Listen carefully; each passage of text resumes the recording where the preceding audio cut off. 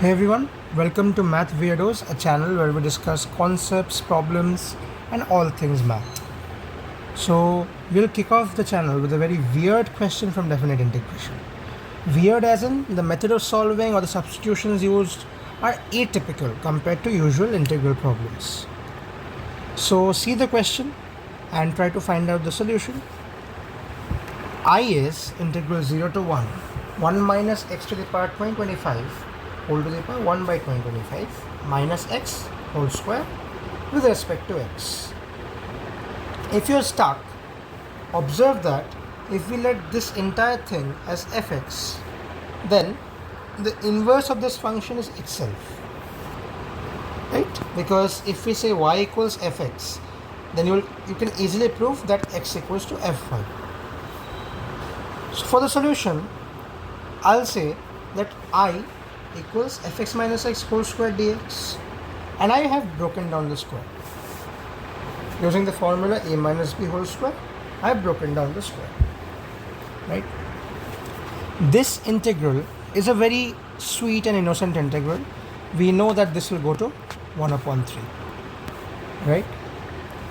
This integral looks a bit scary, so I'll put it on hold. This looks relatively less scary. I'll call it J. So let J equals integral 0 to 1 x fx dx. Here comes the beautiful part of the solution. We can replace fx by f inverse x because we just saw that the both are identical, right? Now I'll do a little atypical substitution. Here comes the weirdness of this problem. Let x equals ft. Dx will be f prime t dt and f inverse x will be equals to t. From here we can easily write j as integral 0 to 1 t ft f prime t dt. Now what I'll do is I'll apply integration by parts. I'll take this as my first function. I'll take this as let me use a different highlighter color. So I'll take this as my second function and I'll integrate by parts. J will be t integration ft f prime t dt from 0 to 1 minus integration the derivative of t, which is 1, ft f prime t dt, and the entire thing with respect to t 0 to 1, right? Because we know integration uv dx equals u integration v dx minus integration u prime integration v dx whole dx. And if we want to place limits here, we place the limits here and here, right? So I just use my usual formulation of integration by parts. Now let z equals ft. Dz will be f prime t dt. Therefore j will be t integration z dz from 0 to 1 minus integration 0 to 1 integration z dz whole dt,